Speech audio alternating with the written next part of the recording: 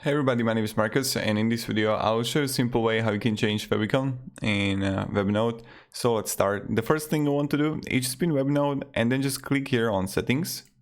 Right when you're gonna be here, you want to click, I think it was design, yes, and you're gonna see Favicon, choose Favicon, and to change the Favicon you need to upgrade the plan.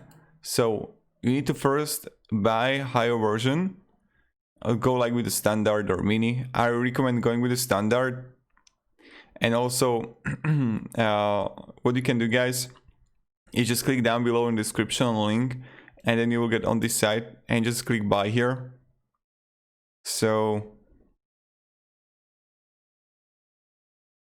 yeah, again, you just upgrade the plan here and voila, you got to go. So this is where you can change the Favicon. Have a great day and goodbye.